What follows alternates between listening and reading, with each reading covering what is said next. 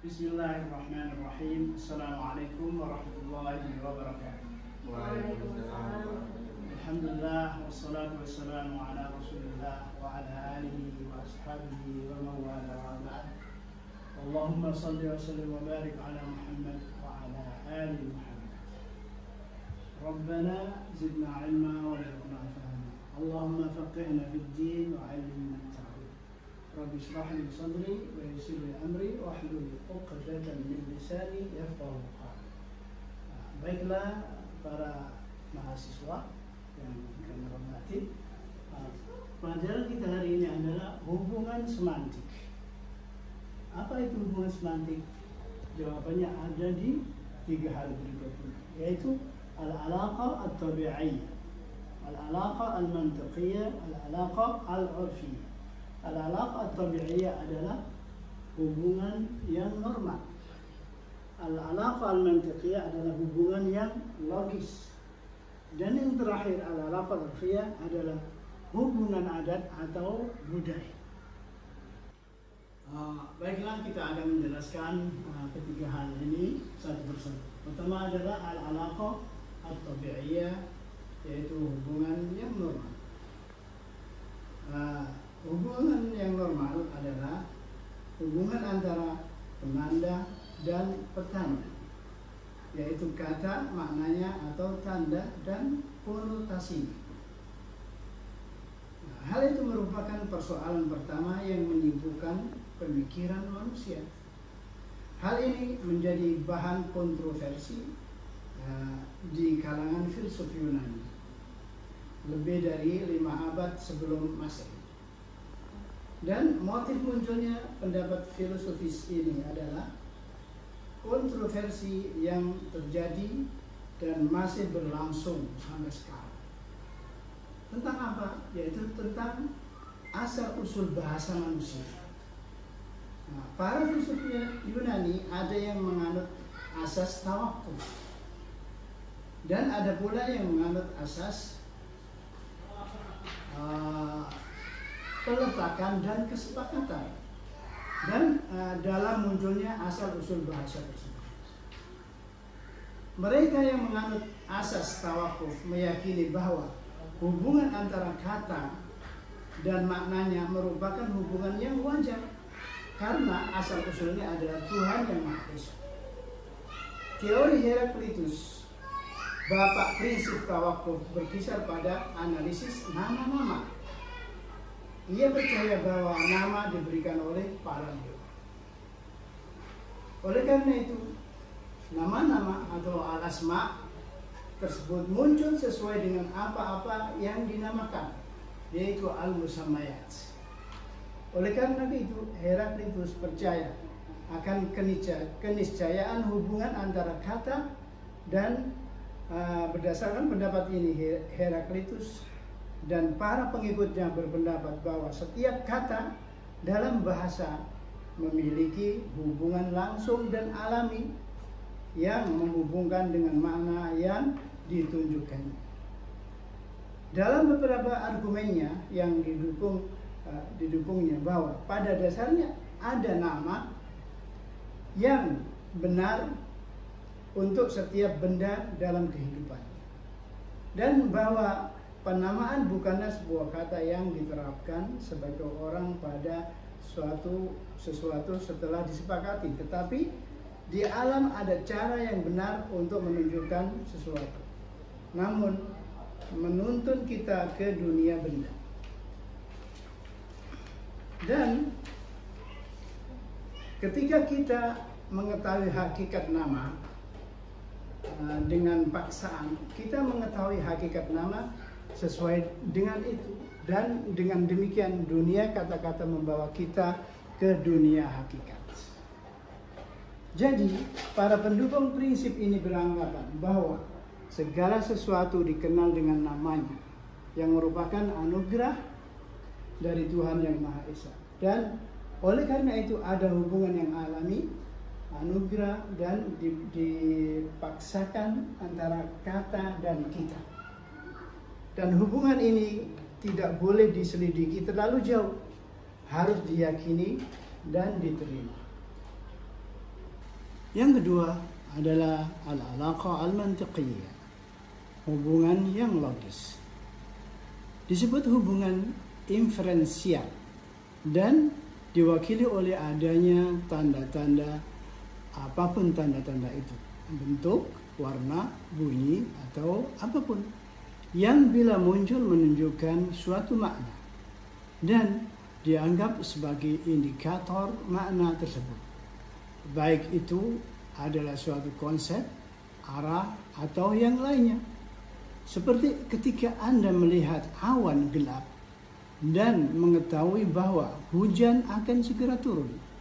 Hubungan antara awan, warna awan gelap dan curah hujan merupakan suatu hubungan yang logis, yang tunduk pada nalar, induksi, dan analogi berdasarkan peristiwa-peristiwa serupa yang pernah terjadi pada seseorang sebelumnya. Sehingga ia belajar dari mereka kaitan antara kemunculan tanda-tanda tersebut.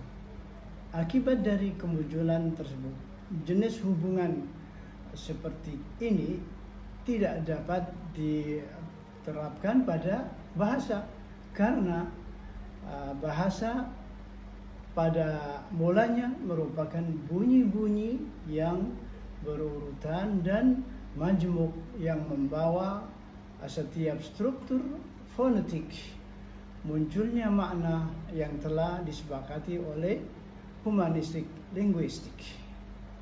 Baiklah, kita akan menjelaskan yang ketiga, al-alaqah al-urfiyah, yaitu hubungan budaya. Hubungan adat atau budaya atau random, simbolis atau kontroversial, itulah yang menghubungkan suatu kata dengan maknanya. Mengingat lambang kata itu hanyalah lambang dari makna yang ditunjukkannya. Dengan kata lain, hubungan itulah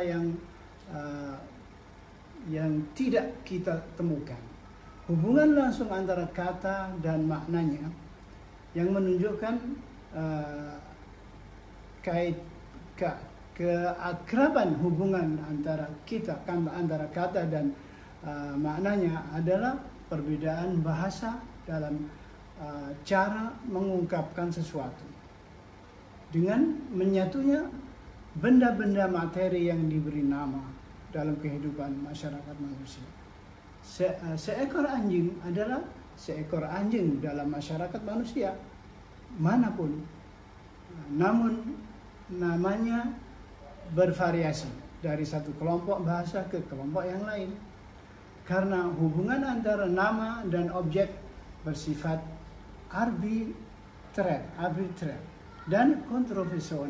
Alasannya adalah karena manusia telah belajar membentuk kata-kata dengan cara tertentu dari suara-suara tertentu dan menggunakannya untuk merujuk pada hal-hal spesifik di lingkungan sekitar mereka.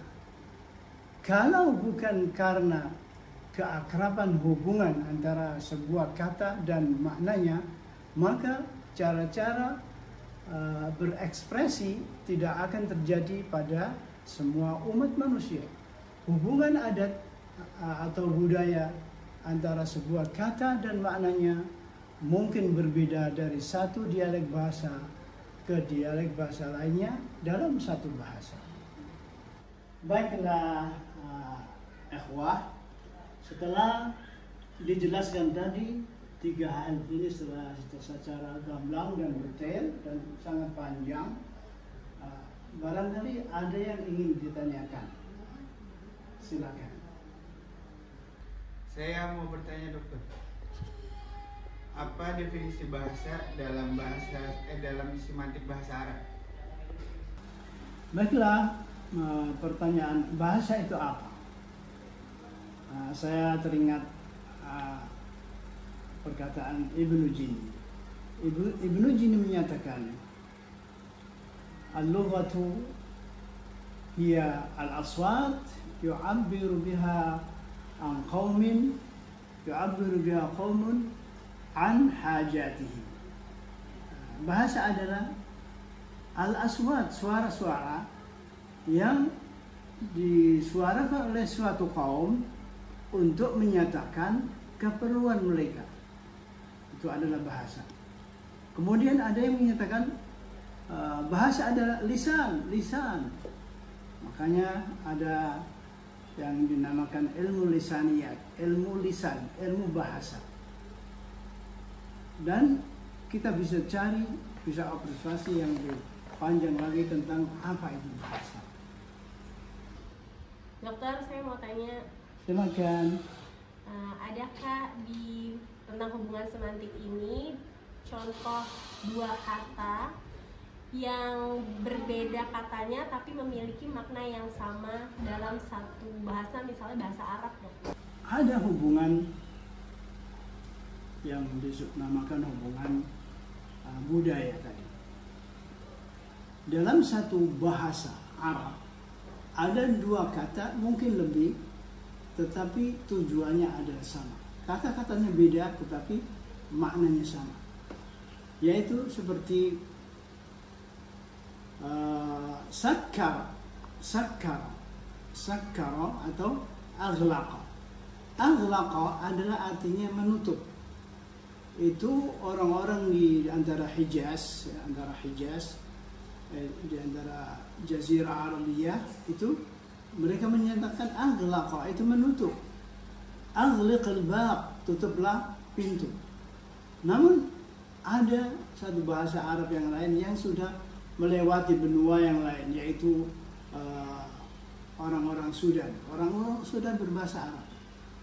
Orang-orang Sudan menyatakan aghlaqa itu dengan kata sakkara. Itu seperti menambahkan gula kepada suatu minuman sehingga menjadi manis. Nah, orang-orang Sudan menyatakan sakkiril bab. Sakkiril bab. Sakkiril bab itu sama dengan aghliqil bab. Itu adalah contoh yang kita sebutkan dalam budaya, hubungan budaya tadi. Semoga bermanfaat. Dokter mau nanya lagi. Ayo silakan. Dari pertanyaan dokter tadi kan dokter mengutip dari Heraklius dan sebagainya. Sedangkan kita sebagai umat Islam ada di kitab kita Al-Quran, Allah menyebutkan kalau mengajarkan kata-kata itu kepada Nabi Adam waktu di surga. Apakah itu bisa dipakai sebagai asal mula bahasa? Baik. Baiklah, saya akan menjawab pertanyaan ini. Itu dalam surat Al-Baqarah, wa'allama Adam al-asma'a kullaha. Jadi Allah mengajari Nabi Adam tentang nama-nama semuanya.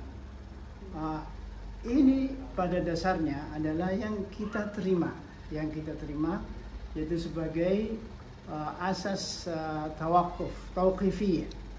Jadi kita percaya bahwasanya Allah mengajarkan semuanya. Mengajarkan manusia bisa bicara, mengajarkan manusia Al-Quran dan lain sebagainya, itu dari Allah semuanya.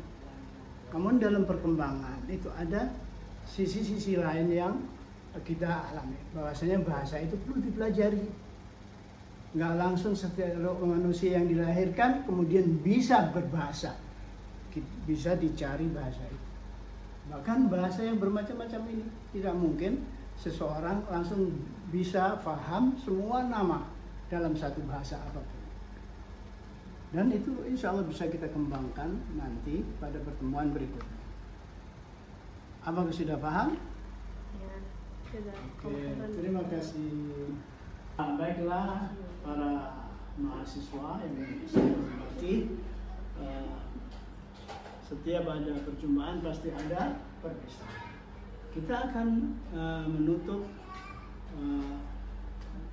perjumpaan kita ini dengan konklusi, yaitu bahwasanya hubungan semantik ada 3, yaitu al-alaqah at-tabi'iyah, Hubungan normal, al-alaqah al-mantiqiyah, dan terakhir al-alaqah al-urfiyah. hubungan adat atau Hubungan Baik. Mari kita tutup dengan doa kafaratul majlis. Subhanakallahumma bihamdik asyhadu an la ilaha illa anta astaghfiruka wa atubu ilaik. Wal 'afu minkum. Wassalamualaikum warahmatullahi wabarakatuh. Waalaikumsalam warahmatullahi wabarakatuh.